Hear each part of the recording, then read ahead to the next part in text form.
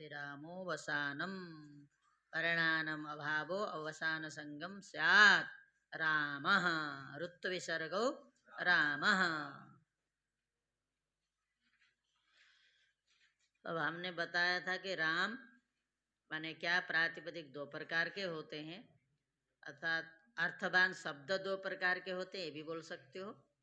अर्थवान जो शब्द वो दो प्रकार के होते हैं, व्युत्पन्न होते हैं और अव्युत्पन्न होते हैं। जो अव्युत्पन्न शब्द हैं अर्थवान है, उनकी प्रातिपदिक संज्ञा अर्थवद धातु और प्रत्यय प्रातिपदिकम करता है। जो व्युत्पन्न होते हैं अर्थवान होते हैं उनकी प्रातिपदिक संज्ञा कौन करता है कि तद्धित समासाश्च करता है। ये हमने बताया, ठीक है। सीधा सीधा ही बोल सकते हैं कि अव्युत्पन्न जो शब्द होते हैं उनकी प्रातिपदिक संज्ञा करने वाला सूत्र अर्थवद धातु और प्रत्यय प्रातिपदिकम है। जो अर्थवान होते हैं और व्युत्पन्न होते हैं उनकी प्रातिपदिक संज्ञा करने वाला सूत्र है कृतद्धित समासाश्च। अब हम दो शब्द लेकर के चलते हैं। राम दो शब्द हैं, दो अर्थ वाले दो शब्द हैं।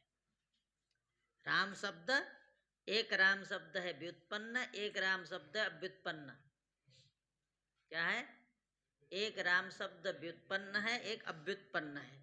जो व्युत्पन्न राम शब्द है उसका अर्थ है दशरथ के पुत्र।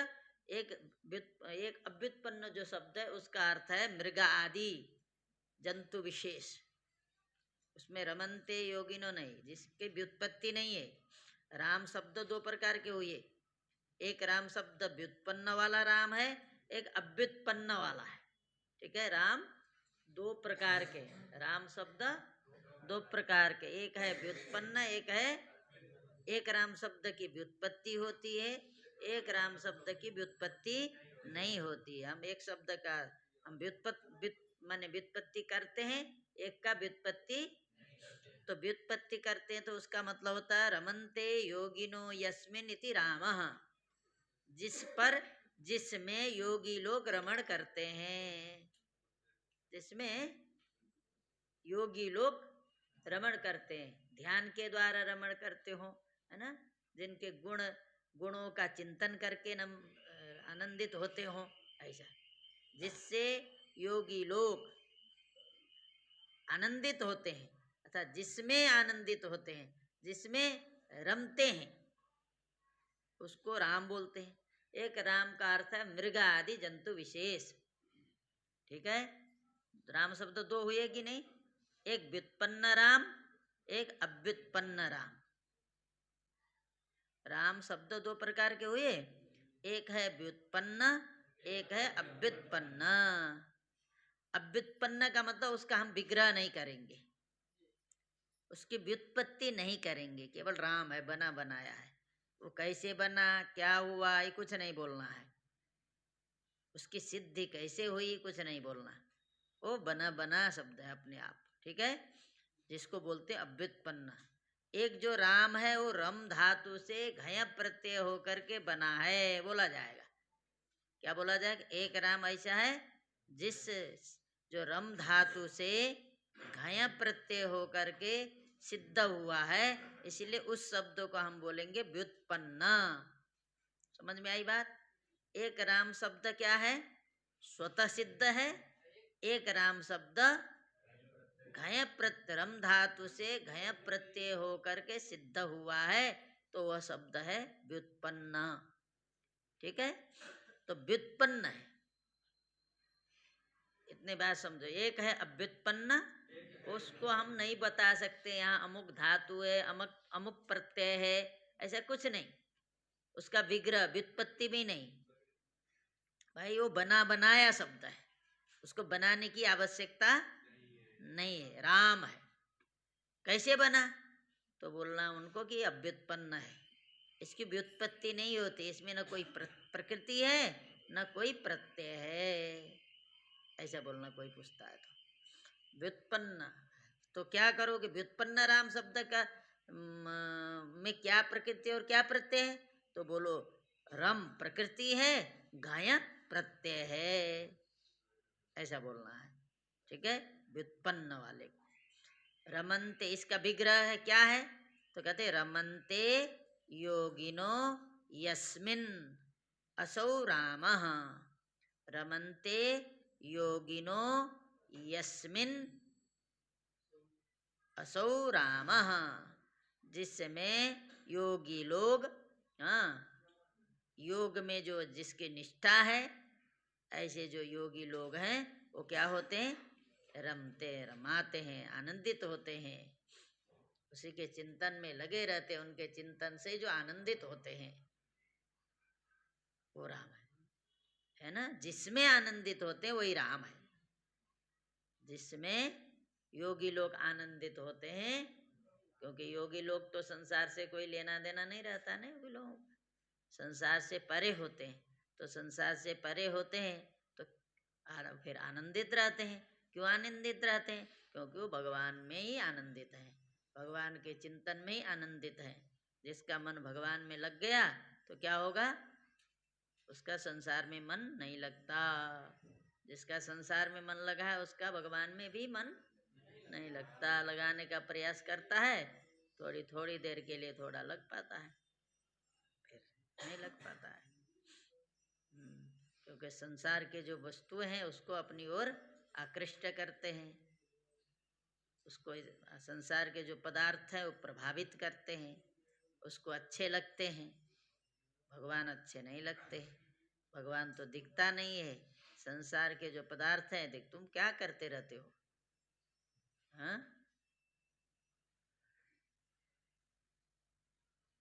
इधर उधर करते रहेगा, हाँ, ठीक है। जिसको संसार के वस्तु अच्छे लगते हैं उसको भगवान अच्छे नहीं लगते, लगते हैं। क्यों भगवान अच्छे नहीं लगते? क्योंकि भगवान तो दिखते नहीं।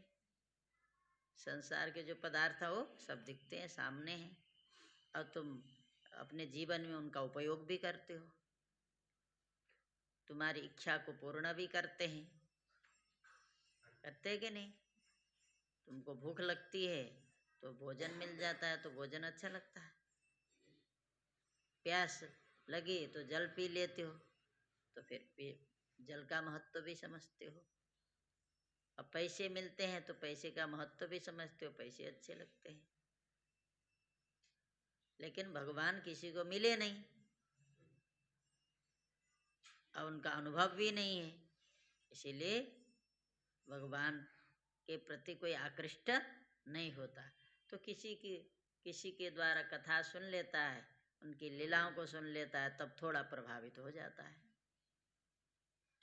लेकिन होना तो भगवान से ही चाहिए प्रभावित, भगवान की ओर ही हम लोगों का मन होना चाहिए, है ना। तो ऐसे तो योगी लोग तो जानते हैं उनको संसार से तो कोई लेना देना नहीं, वो तो योगश्चित्त वृत्ति निरोधा, ऐसे योग का मतलब है योग चित्त वृत्ति निरोध, चित्त के वृत्तियों को क्या करना? निरोध करना, रोक लेना। चित्त की जो वृत्तियां हैं उन वृत्तियों को विषयों से जाने से रोकना, ये योग। तो ऐसा उनमें है, योग है, जिसमें योग होगा वो क्या करेगा? भगवान में रमण करेगा, भगवान में ही रमेगा, ठीक है।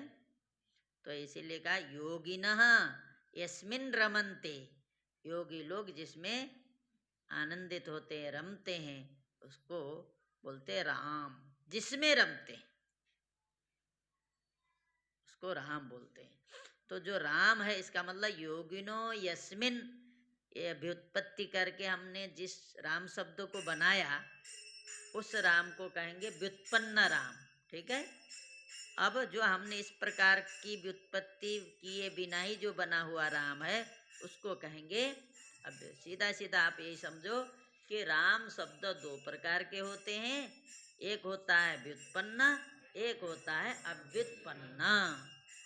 तो जो अव्युत्पन्न होता है वह धातु भी नहीं है, वह प्रत्यय भी नहीं है, वह प्रत्यंत तदादि भी नहीं है, और लेकिन अर्थ है, क्योंकि उसका अर्थ है क्या? मृग आदि जंतु विशेष, मृग आदि को राम बोलते हैं, मृग और भी बहुत है, अभी समझो मृग ये भी राम का अर्थ होता है। वो इसीलिए मृग को राम नहीं बोला कि वो आनंदित करता है, उससे कोई लेना देना नहीं।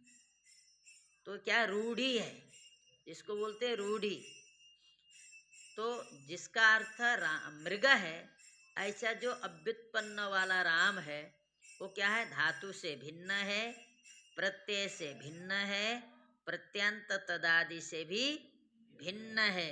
लेकिन हमने बोली दिया राम का अर्थ जब मृग है तो अर्थ वाला हुआ कि नहीं हुआ, अर्थ वाला हुआ।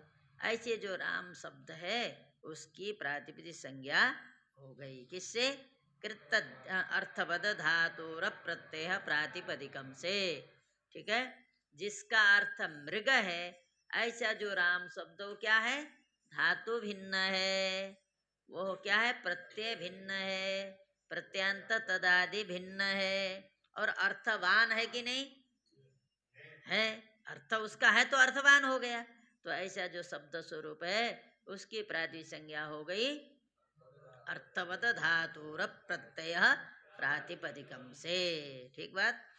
अब दूसरा जो राम है हमने बोला रमन्ते योगिनो यस्मिन, इस ऐसा व्युत्पत्ति करके ऐसा विग्रह करते करके रम धातु से घय प्रत्यय करके राम बना। ठीक है, क्या, रम धातु से घय प्रत्यय करके, माने अधिकरण अर्थ में, ये भी जोड़ दो, रम धातु से अधिकरण अर्थ में घय प्रत्यय करके राम बनाया गया। रम धातु से अधिकरण अर्थ में घय प्रत्यय करके राम बना लिया गया। तो ये क्या है, ये धातु भिन्न है, धातु है ना रम धातु, और प्रत्यय भिन्न घय, अप्रत्यांत तदादि भिन्न है। अब यहाँ आप पूरे जैसे रम घय करेंगे तो क्या बचता है, अ, रम करेंगे, रम धातु से घय प्रत्यय करेंगे तो क्या बनेगा,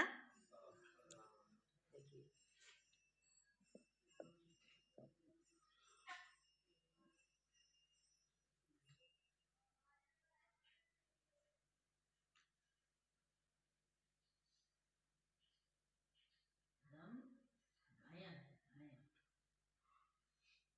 ठीक है, इसमें बचता है अ, घय जब प्रत्यय करते तो क्या बचता है, अ बचता है, रम अ। अब हम लिख देते रम अ, ठीक है, रम अ बचता है। तो अब हमको प्रातिपदिक संज्ञा करनी, अब रम अ से, अब समझ लीजिए रम अ हो गया। अब इसके बाद इसके परे रहते ये जो र में अ है इसका हो जाता है, इसकी करते हैं वृद्धि, अ को वृद्धि करेंगे तो क्या हो जाएगा, अ की आ, अ की वृद्धि कभी भी करोगे तो आ, दीर्घ करते तो भी आ, वृद्धि करोगे तो भी आ। तो क्या बनेगा,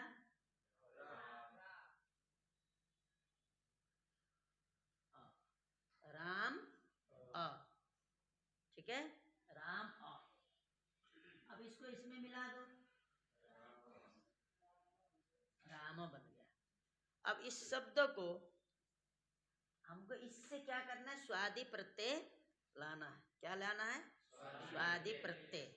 तो स्वादि प्रत्यय किससे आते हैं, अभी आपको बताएगा किससे कर सकते हो आप स्वादि प्रत्यय, न्यंत से, आवंत से और प्रातिपदिक से कर सकते हो। न्यंत, आवंत और प्रातिपदिक, ये तीन होना जरूरी है यदि स्वादि करना है तो। न्यंत हो चाहे आवंत हो चाहे प्रातिपदिक हो, यदि ये तीन चीज नहीं है तो आप स्वादि नहीं कर सकते। न्यंत हमने क्या बताया था कल, निप, निस, निन। निप जिसके अंत्य में है, निस जिसके अंत्य में है, निन जिसके अंत्य में है, उसको हम कहते हैं न्यंत। ठीक है, निस में क्या बसता है, ई, मान निप में ई बसता है, निस में भी ई बसता है और निन में भी ई बसता है। जिसके अंत्य में इनका इकार है उसको हम कहेंगे क्या, न्यंत। क्या, निप, निस, नीन, तीनों, ये तीनों में क्या बसता है, ईकार, ईकार बसता है। जिस शब्द के अंत्य में इन तीन का इकार होगा, तीन में से किसी का भी इकार होगा, उस शब्द को हम क्या कहेंगे, ञंत कहेंगे। चाहे वो ङिप का इकार हो तो भी हम ञंत कहेंगे, ङिस का इकार होगा तो भी हम ञंत कहेंगे, ङिन का इकार होगा तो भी हम ञंत कहेंगे। ये तीन में से किसी का ई होना जरूरी है, ठीक है। तो वो इकार अंत में है तो हम ञंत मान करके उससे स्वादि कर देते हैं, ठीक है। और आबंत तीन बताया था, क्या? टाप, डाप, चाप। इन तीन में भी क्या बसता है? आ बसता है।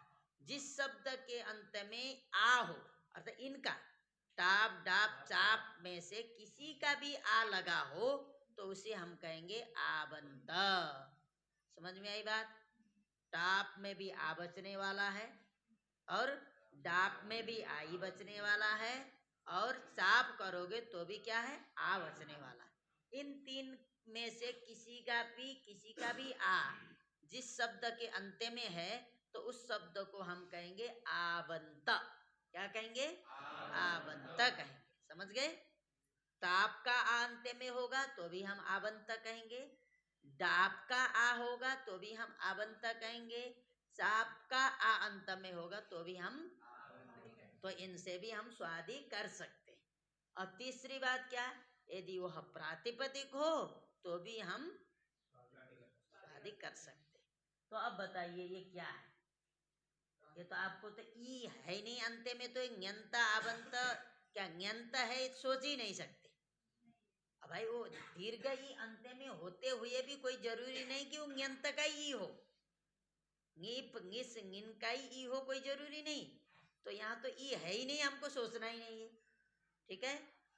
ई होता, दीर्घ ई अंत में होता तो हम विचार करते भाई ये ञंत का ङी, ङिप, ङिस, ङिन का ई है कि नहीं, ये सोचते।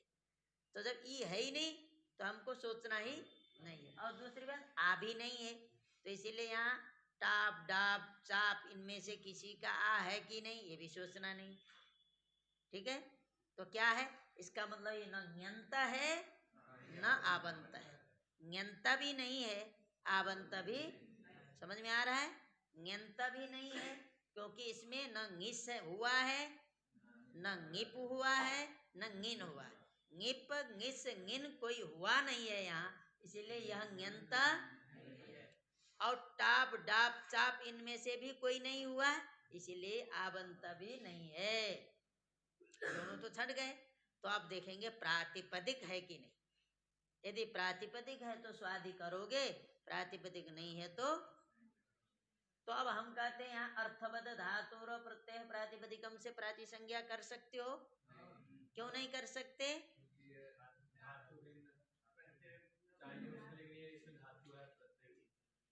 आपको बोलना ये पूरा धातु नहीं है, धातु भिन्न है, हमको प्रातिसंज्ञा किसकी करनी है? धातु तो केवल रम है, हम रम की प्रातिसंज्ञा तो नहीं कर रहे हैं ना। किसकी प्रातिसंज्ञा करनी है हमको? स्वादि जिससे लाना है उसी की करेंगे ना। हमको राम से लाना है, राम के आगे स्वादि ले आना है तो हमको राम की प्रातिसंज्ञा करनी है। तो राम को कोई कहेगा धातु है? नहीं, ये तो प्रत्यय और धातु दोनों मिलकर के बना हुआ है। जो प्रत्यय धातु जिसमें है उसको हम धातु नहीं कहते। इसका मतलब ये धातु नहीं है, धातु तो ये रम था, ये राम धातु। अब प्रत्यय नहीं है, प्रत्यय केवल ये है, यहाँ ये केवल ये है क्या? नहीं, इसे मतलब ये प्रत्यय भी नहीं है। धातु भिन्न हो गया, प्रत्यय भिन्न हो गया। और तीसरा क्या है? प्रत्यांत तदादि भिन्न, प्रत्यांत भिन्न। बताओ इसके अंत में प्रत्यय है कि नहीं है? तो प्रत्यय जब अंत में है तो प्रत्यांत भिन्न हुआ या प्रत्यांत प्रत्यांत हुआ? जब प्रत्यय अंत में बैठा है, ये भाई यहाँ अलग दिख रहा था, हमने इसमें जोड़ दिया तो यहाँ इसी में मिला हुआ दिख रहा है, लेकिन है ना अंत में। तो इसका मतलब यहाँ प्रत्यय अंत में है, तो इसका मतलब ये प्रत्यांत तदादि भिन्न नहीं है, ये प्रत्यांत तदादि है। तो अर्थवत से प्रातिपदिक संज्ञा करने के लिए क्या चाहिए? प्रत्यांत तदादि भिन्न भी चाहिए। तो ये प्रत्यांत तदादि भिन्न, तो अर्थवत प्रातिपदिक संज्ञा नहीं कर सकता। हम अर्थवत से प्रातिपदिक संज्ञा इसकी नहीं कर सकते। क्यों नहीं कर सकते? प्रत्यांत तदादि है, ये प्रत्यांत तदादि भिन्न। जब प्रत्यांत तदादि भिन्न रहेगा तभी हम अर्थवश्य प्रातिपदिक संज्ञा कर सकते हैं। लेकिन जो राम शब्द है ये प्रत्यांत तदादि है, तदादि भिन्न नहीं है। बात समझ में आई? तो धातु तो भिन्न है, क्योंकि पूरा को कोई धातु कहेगा नहीं, क्योंकि धातु तो केवल रम था, अब प्रत्यय केवल अ था। तो ये तो क्या है, इसमें प्रत्यय भी धातु भी है। जो प्रत्यय धातु मिला हुआ होता है उसको न प्रत्यय कहते हैं न धातु कहते हैं। अर्थात वो धातु भिन्न है, प्रत्यय भी भिन्न है, लेकिन प्रत्यांत तदादि भिन्न नहीं है। तो अर्थवश्य प्राति संज्ञा नहीं कर सकते, हो नहीं सकती। तो क्या करें? तो दूसरा एक बचा प्राति संज्ञा करने वाला सूत्र, कौन सा? कृतद्धित समासाश्च। सूत्र क्या बचा? कृतद्धित समासाश्च। अब ये भी तीन चीज की करता है, इनमें भी तीन। क्या हो? कृदंत तदादि अर्थवान हो, तद्धितांत तदादि अर्थवान हो, अथवा समास अर्थवान हो, तो प्राति संज्ञा करता है। तीन में से कोई एक हो, कृदंत तदादि अर्थवान, तद्धितांत तदादि अर्थवान, समास जो अर्थवान। अब बता, इन तीन में से ये कृदंत तदादि अर्थवान है, तद्धितांत तदादि अर्थवान है, या समास अर्थवान है? आप समास तो सीधे नकार सकते हैं कि यहाँ दो पद होना चाहिए, दो पद है ही नहीं तो समास, अकेला कभी समास नहीं हो सकता, समास तो है ही नहीं, आप ऊपर से ही जान लो, ठीक है। अब कृदंत, कृत का मतलब होता है प्रत्यय, तद्धित का मतलब भी होता है प्रत्यय। कृत क्या होते हैं? प्रत्यय होते हैं। तद्धित भी क्या होते हैं? प्रत्यय होते हैं। अब ये कृत प्रत्यय क्या है? यहाँ प्रत्यय तो समझ लो अ, यही ना प्रत्यय है। क्या प्रत्यय है? अ है। क्या है प्रत्यय? अ। अब ये कृत है या तद्धित है? तो आपको समझना, हमने कल ही बताया था, जो भी धातु से होता है वह क्या होता है? कृत होता है। तिंग तो आप जानते ही हो, तिप्त जी 18 है, या तो धातु से होने वाले तिंग होते हैं, या तो धातु से होने वाले कृत होते हैं, या तो धातु से होने वाले सनादि होते हैं। क्या होते हैं? सन, यंग इत्यादि होते हैं ना, सन, कैच, काम, मेच, ये होते हैं, ठीक है। तो अब बताओ, धातु से होने वाला ये क्या है? ये तिंग नहीं है। तिंग नहीं है इसका मतलब क्या है? कृत है। धातु से यदि हो रहा है तो ये तिंग होगा या धातु से, या तो कृत होंगे। तो ये क्या है? ये त्रम धातु से हुआ है, तो तिंग तो नहीं है। आपको पता, गच्छति, गच्छत इत्यादि जो बनते वो तिंग होते हैं, तो ये तिंग नहीं है। आपको देखने से पता चल रहा है। तिंग कितने होते हैं? 18। तिंग कितने होते हैं? 18 होते हैं। क्या? परस्मैपद और आत्मनेपद। परस्मैपद होते हैं 9, आत्मनेपद होते हैं 9, ठीक है। तिप्त जी सिप्तस्तमिबस्मस त आताम ज था साताम दोम ईट भई महिंग, ये होते हैं ना 18। तो ये नहीं है, तो इनसे भिन्न है, तो इसका मतलब क्या है? कृत है। समझ गए? ये क्या प्रत्यय? कृत है। तो ये कहाँ है? इसके अंत्य में है, तो इसका मतलब कृदंत हुआ कि नहीं? कृत हुआ ये ना, धातु से हुआ है। धातु से हुआ है तो क्या हो गया? कृत हुआ। जब कृत हुआ तो ये कहाँ, यहाँ बैठा है कि नहीं? तो इसको आप क्या कहोगे? कृदंत। तो अब अंत्य में ये कृत जो प्रत्यय किससे किए हो? जिससे किए हो आदि में बैठा है कि नहीं बैठा है? तो उसके आदि में बैठा है, मतलब समझ लो कृदंत तदादि है।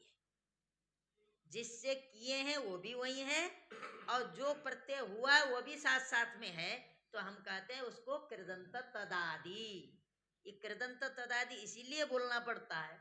कभी कभी ऐसी ऐसी भी समस्या आती है, प्रत्यय तो रहता है लेकिन वो जिससे किया गया उसका लोप हो जाता है। क्या होता है? जिससे हम प्रत्यय करते हैं उसका लोप हो जाता है। तो अब वो भी तो किसी के न किसी का अंत्य में बैठा तो रहेगा ही। भाई मान लो किसी कारण से राम चला गया, राम चला गया, केवल बचा अ। अब भाई इसके आगे कोई ना कोई शब्द तो रहेगा ना, तो कोई शब्द रहेगा, हरि मान लो, तो ये भी इसके अंत्य में कहा जाएगा कि नहीं?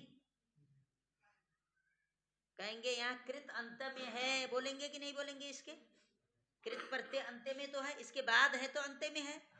लेकिन इसको कृदंत तदादि नहीं कहा जाएगा। क्यों नहीं कहा जाएगा? इसीलिए नहीं कहा जाएगा, ये जो प्रत्यय इससे आया नहीं है, ये प्रत्यय इससे नहीं आया, जिससे आया वो चला गया, लोप हो गया। तो उस कारण से इसको हम कृदंत तदादि नहीं कह सकते। यदि केवल कृदंत अर्थ करते तो कृदंत तो है, कृत तो अंत में है, इसीलिए वहां बोलना होता है कृदंत तदादि। समझ में आई बात? नहीं आई? नहीं आई, बाद में आई तो तदादि का महत्व तो समझ में आएगा। ठीक है, कृदंत तदादि ये बोला तो क्या कहेंगे? ये कृदंत तदादि है कि नहीं है? कृदंत तदादि क्यों है? क्योंकि जिससे ये घाया हुआ है वो भी है, और जो किया गया वो भी है, प्रत्यय भी है, उसकी प्रकृति भी है। तो हम कहते हैं कृदंत तदादि। क्या बोलते हैं? प्रकृति प्रत्यय दोनों हो, जिससे किया गया वो भी वहां है, जो किया गया प्रत्यय वो भी है। तो ऐसे जो समुदाय होता है हम उसको क्या बोलते हैं? कृदंत तदादि। तो कृत क्या है? कृत क्या है? तो वो किससे किए हो? रम से। तो वो भी वहां है कि नहीं? भले रम की जगह पर राम हो गए वाला चीज है वही ना? तो इसका मतलब जिससे किए वो भी है, जो हुआ है वो भी है, इसीलिए क्या है? कृदंत तदादि है। एक कृदंत तदादि है, और अर्थवान है कि नहीं? रमन्ते योगिनो अस्मिन, अर्थ इसी का है, तो इसका मतलब अर्थवान भी है। तो इसका मतलब कृदंत तदादि भी हुआ, अर्थवान भी हुआ। तीन ही चीज, ये तो कृदंत तदादि अर्थवान होना चाहिए था, या तद्धितांत तदादि अर्थवान होना चाहिए, या समास अर्थवान होना चाहिए। तीन में से कोई एक हो। तो यहाँ क्या है? ये कृदंत तदादि अर्थवान है। क्या है? कृदंत तदादि अर्थवान है। तो इसके प्राची संज्ञा हो जाएगी कि नहीं? हो जाएगी। समझ गए? हो गई। कृदंत तदादि है, इसीलिए इसकी हो गई प्रातिपदिक संज्ञा। जो अभ्युत्पन्न राम शब्द था उसकी प्रातिपदिक संज्ञा किससे किए आप? जो व्युत्पन्न राम शब्द हुआ ये व्युत्पन्न हुआ, तो इसको कहेंगे ये व्युत्पन्न होने के कारण से कृदंत तदादि है। कृदंत तदादि की प्रातिपदिक संज्ञा हो गई कृतद्धित समासाश्च से। अब दो राम हो गए आपके, राम दो हो गए। ये हुआ अव्युत्पन्न, ये हुआ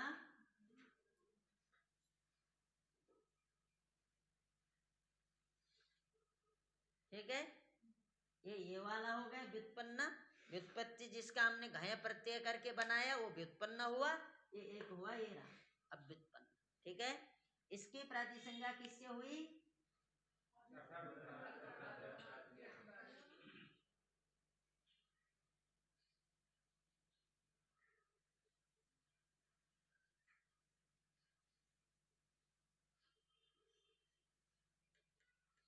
ठीक है, इससे समझ गए। और इसकी हो जाएगी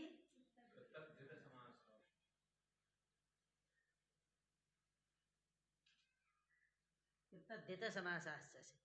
ठीक है, ये व्युत्पन्न शब्द की प्रातिपदिक संज्ञा हो गई कृतद्धित समासाश्च से।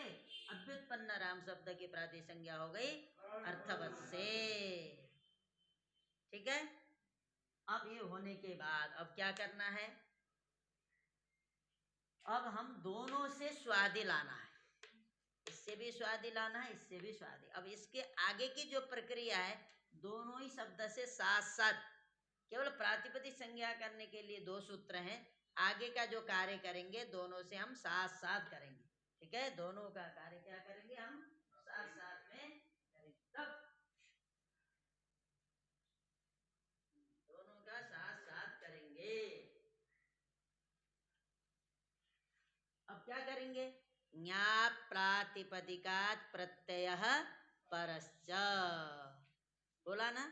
इसने बोला ञंत आबंत तो नहीं है ये भी ञंत नहीं, ये भी ञंत नहीं है, क्योंकि इन दोनों से हमने न ङिप किया है, न ङिस किया है, न ङिन किया है क्या? यदि ये किए होते तो स्त्रीवाचक हो जाता ना, स्त्रीवाचक होता। तो यहाँ हमने न ङिप किया है, न ङिस किया है, न ङिन किया, क्योंकि हमको स्त्री अर्थ बताना नहीं है, तो नहीं है, तो ञंत नहीं है। अब टाप डाप चाप भी नहीं किया है, इसका मतलब आवंत भी नहीं है, ञंत भी नहीं है और आवंत भी नहीं है। और एक बचा कौन? प्रातिपदिक। तो प्रातिपदिक है कि नहीं? अभी तो हमने प्रातिसंज्ञा किया, तो ये अर्थवत के द्वारा प्रातिपदिक है, ये कृतद्धित समासाश्च के द्वारा अर्थवत है। क्या प्रातिपदिक है? समझ गए? ये अर्थवत धातु और प्रत्यय प्रातिपदिकम से प्रातिपदिक संज्ञा होने के कारण से प्रातिपदिक है, ये कृतद्धित समासाश्च सूत्र के द्वारा प्रातिपदिक संज्ञा होने के कारण से प्रातिपदिक है। तो प्रातिपदिक है तो हम स्वादि कर सकते हैं कि नहीं? तो यही तो बोला, ञंत से, ञंत तदादि से, आवंत तदादि से, प्रातिपदिक से परे स्वादि प्रत्यय होते हैं, यही तो बोला है ना। ञंत तदादि हो तो भी उससे परे स्वादि प्रत्यय होते हैं, आवंत तदादि हो तो उससे परे माने स्वादि प्रत्यय होते हैं, या प्रातिपदिक हो तो भी उससे परे स्वादि प्रत्यय। तो ये दोनों क्या है? प्रातिपदिक हैं। तो इनसे परे हम स्वादि प्रत्यय कर सकते हैं कि नहीं? कर सकते हैं, ठीक है। लेकिन स्वादि प्रत्यय तो कर सकते हैं। स्वादि प्रत्यय कितने हैं? 21 हैं। स्वादि प्रत्यय कितने हैं? 7 विभक्तियां, और 7 में 3 एक वचन, द्विवचन, बहुवचन, इस तरह करेंगे तो कितने? 7 तिये 21 है। तो 21 सारे बैठाना है, तो एक जगह तो सारे बैठा नहीं सकते, तो आगे हमको और बढ़ना पड़े, माने सारे प्राप्त हो गए, इससे भी सारे प्राप्त हैं, इससे भी सारे प्राप्त हैं। उसने अमुक हो तो नहीं ना बोला ना, स्वादि होते हैं बोला। स्वादियों में कौन सा होगा ये तो बोला नहीं ना, तो सारे प्राप्त हो गए, स्वादि सारे प्राप्त हो गए, समझ गए? इसने ही ना बोला ञंत तदादि, आवंत तदादि और प्रातिपदिक से पर में स्वादि प्रत्यय, इतने नियम बताया, उससे परे करना है, बता। अब फिर इसके लिए आप करेंगे, इसका समाधान तो ये अभी नहीं करेगा, अभी आएगा द्वे कई और लगाएंगे, और लगाने के बाद निर्णय होगा। बीच में जानना जरूरी है, सुपह सुपह। अब स्वादि है, तो स्वादि है तो एक वचन क्या है, द्विवचन क्या है, बहुवचन क्या है, जानना जरूरी है ना। तो 7 विभक्तियां हैं, जो पहली पंक्ति में है, 7 विभक्ति में जो पहली पंक्ति में है उनको हम कहेंगे एक वचन, जो दूसरी पंक्ति में होंगे उनको कहेंगे द्विवचन, जो तीसरी पंक्ति में है उनको कहेंगे। समझ में आई? जैसे सु, अम, ता, ञे, ङसी, ङस, ङी, ये क्या है? एक वचन है। औ, औट, भ्याम, भ्याम, भ्याम, ओस, ओस, ये क्या है? द्विवचन। और जस, सस, धिस, ध्यस, ध्यस, आम, सुप, ये क्या है? बहुवचन। समझ गए? यही बता रहा है, सुप के 3 वचन। कौन हुए सुप के 3? सु और जस, ये 3 हुए। अम और सस, ये 3 हुए। टाभ्याम भिस, ये 3 हुए। इसी तरह से जो है उनमें से, अतः सु और जस, इनमें से प्रत्येक की, माने सु की एक वचन संज्ञा, औ की द्विवचन संज्ञा, जस की बहुवचन संज्ञा। फिर द्वितीय ले लो, अम की एक वचन संज्ञा, औट की द्विवचन संज्ञा, सस की बहुवचन संज्ञा, ता की एक वचन संज्ञा, भ्याम की द्विवचन संज्ञा, इसकी बहुवचन संज्ञा, इसी क्रम से, ठीक है। तो हमको इसीलिए सूत्र किया, अभी तक हमको एक वचन क्या है, द्विवचन क्या है, बहुवचन नहीं ना पता है। और तुम लोग पहले से जान लियो तो अलग बात है, लेकिन ये सब पाणिनि जी समझते हैं कि अब तक इनको एक वचन, द्विवचन, बहुवचन का ज्ञान नहीं है, ठीक है। तो उन्होंने क्या करा? एक वचन, द्विवचन, बहुवचन का ज्ञान कराया। वो प्रथमा विभक्ति में भी एक वचन, द्विवचन, बहुवचन है, द्वितीया में भी एक वचन, द्विवचन, बहुवचन है, तृतीया में भी एक वचन, द्विवचन, बहुवचन है, चतुर्थी में भी एक वचन, द्विवचन, बहुवचन है, और पंचमी, षष्ठी, सप्तमी सारे में एक वचन, द्विवचन, बहुवचन होते हैं। तो ठीक है, ज्ञान करा। उसके बाद हम सूत्र लगाएंगे, प्रातिपदिकार्थ लिंग परिमाण वचन मात्रे प्रथमा, ये विभक्त्यर्थ कारक प्रकरण का सूत्र है, इसको जानना जरूरी है। प्रथमा विभक्ति करने वाला सूत्र कौन सा है? कहेंगे प्रातिपदिकार्थ लिंग परिमाण वचन मात्रे प्रथमा। विभक्त्यर्थ प्रकरण में देखो क्या है, सूत्र नोट करो इसको। प्रातिपदिकार्थ लिंग परिमाण वचन मात्रे प्रथमा। प्रातिपदिकार्थ लिंग परिमाण वचन मात्रे प्रथमा। ठीक है, प्रातिपदिकार्थ लिंग परिमाण वचन मात्रे प्रथमा सूत्र से प्रथमा विभक्ति बोला। उससे ज्ञा प्रातिपदिकात आप लगाए तो क्या सारे विभक्तियां प्राप्त थी? तो फिर बोल दिया कि प्रातिपदिकार्थ लिंग परिमाण वचन मात्रे ने बोला कि प्रातिपदिकार्थ मात्र में प्रथमा होती है, तो यहाँ प्रथमा होगी, इन दोनों से प्रथमा होगी। तो प्रथमा क्या है?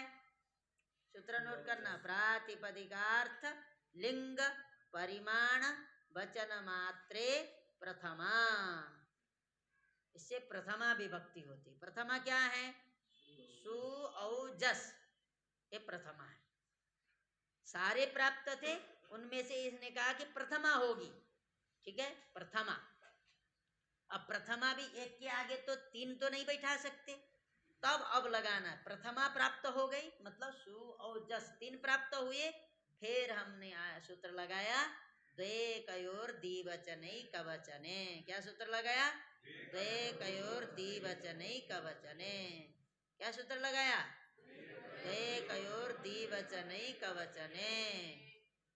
द्वे कयोर द्विवचनै कवचने। अब ये कहता है यदि द्वित्व संख्या की विवक्षा है तो द्विवचन करो, एकत्व संख्या की विवक्षा है तो एक वचन करो। प्रथमा में भी यदि द्वित्व संख्या की विवक्षा है तो द्विवचन करो, एकत्व संख्या की विवक्षा है तो, यदि एक राम को कहना है तो एक वचन करो, यदि दो राम को कहना है तो द्विवचन करो। ये बता रहा है। वो तो जो कहने वाला उसी को ज्ञान होगा ना। ये तो हम क्या कहना चाहते हैं?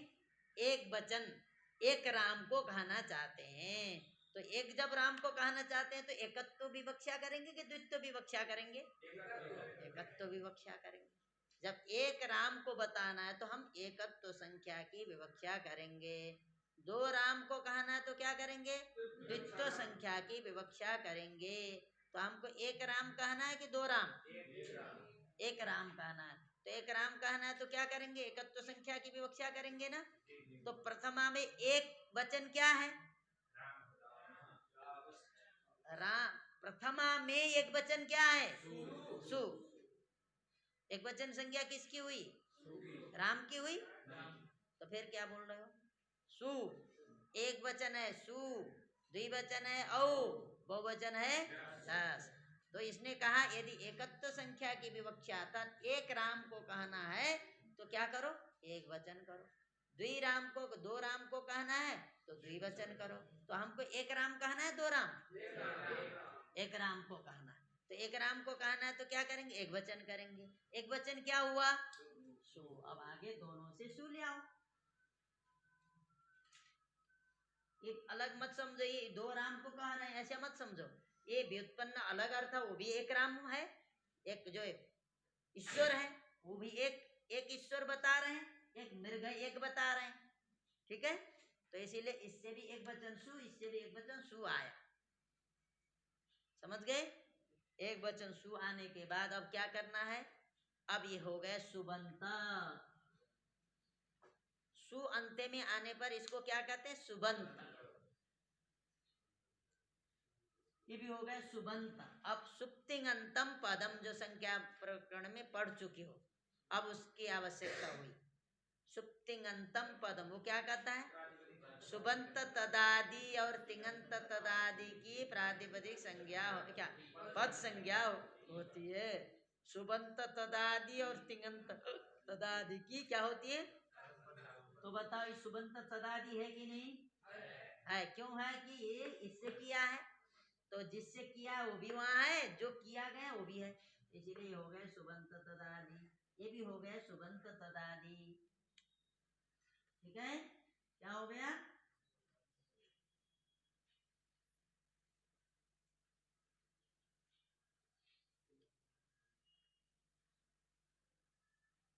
ठीक है, पद संज्ञा, पद, ठीक है, पद संज्ञा। इसके भी उसी तरह करो, सुप्तिंगंतम से,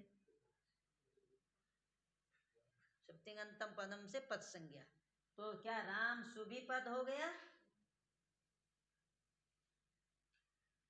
ठीक है, दोनों पद हो गए। अब पद हो गया, अब क्या करना? जो सु में उकार है उसका उपदेशे जनुनासिक इत से संज्ञा करो। क्या करो? उपदेशे जनुनासिक इत से दोनों जगह उकार की इस संज्ञा करो और तस्य लोप से, तो क्या बनेगा?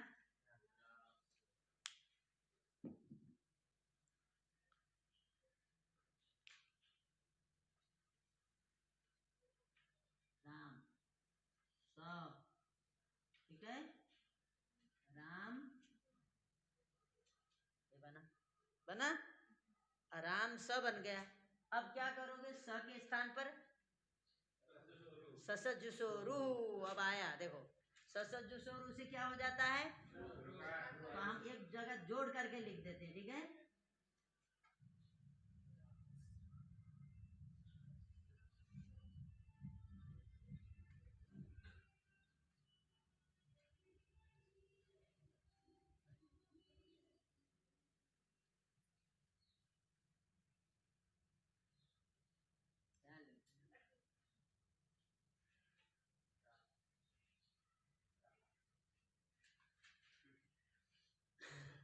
ठीक है, ससजुसोरु से रू हो गया तो क्या बन गया? रामर बन गया, रामर बन गया। और रामर बनने के बाद अब क्या करना है? विरामो वसानम। अब यहाँ इसकी अवसान संज्ञा, विराम, वर्णों का जहां अभाव है उसकी अवसान संज्ञा करो। तो वर्णों का अभाव यहाँ है कि नहीं? इसकी हो गई अवसान संज्ञा। तो रिक्त स्थान है, इसमें भी दो पक्ष हैं। कुछ बोलते हैं कि अंतिम जो रेप है उसी की अवसान संज्ञा होती है, जब अंतिम की करोगे तो फिर परे कहाँ मिलेगा, इसीलिए क्या करना है? हम परे कहने के लिए इसकी करेंगे अवसान संज्ञा। वर्णों का अभाव, वर्णों का अभाव है कि नहीं? अब तुम कहोगे इधर भी तो अभाव है, इधर कर दो, तो कहा कि जहां प्रयोजन होता है वहीं करेंगे ना। अवसान पर में रहने पर कार्य होता है, पूर्व रहने पर कोई कार्य करने वाला होता तो हम करते इधर भी, लेकिन अवसान पर में रहने पर पदांतर रेप को विसर्ग करता है। क्या? अवसान पर में रहने पर करता है ना, तो इसीलिए हम पर में करते हैं लेकिन पूर्व में नहीं करते। या संज्ञा सा सा फलवती, जो भी हम संज्ञा करें वो फलवती होनी चाहिए, उसका कोई ना कोई प्रयोजन होना चाहिए। तो यहाँ प्रयोजन है, क्योंकि अवसान परे रहते हमको रेप का विसर्ग करना है, इसीलिए हम यहाँ तो अवसान संज्ञा करते हैं। या वर्णों का अभाव भी है तो अवसान संज्ञा हो गई, तो अवसान परे हो गए ये, इसके परे रहते पदांतर रेप हो गया। देखो हमने पद संज्ञा क्यों किया था, पता लग गया? अब इसके पद संज्ञा किया, जब तक सु था तो रामसु पद था, उ चला गया तो रामस पद हो गया, फिर स के स्थान पर रेप किए तो रामर पद हो गया। तो पद के अंत में क्या हो गया? रेप। विसर्ग करो,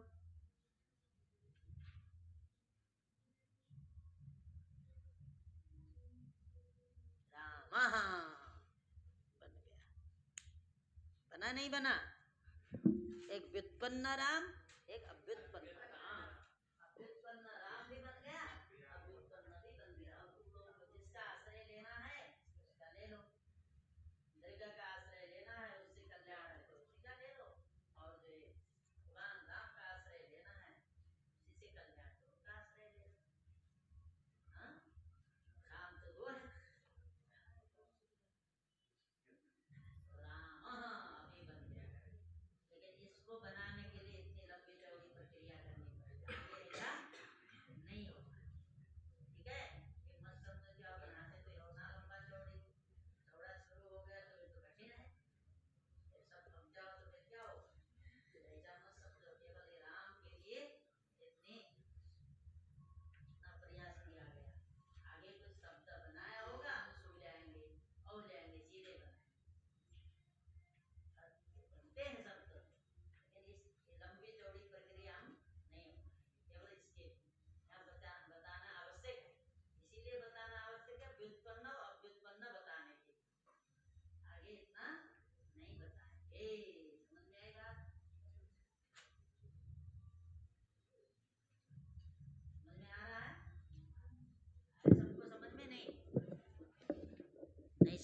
है तो फिर कल भी हम बताएंगे। किस किस को समझ में आया?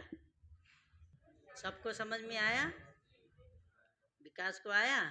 हाँ, अच्छा लगा कि नहीं लगा? तुम्हारे कितने समय हो गए यहाँ आए? कितने दिन हुए? बस तब तो ठीक है। ये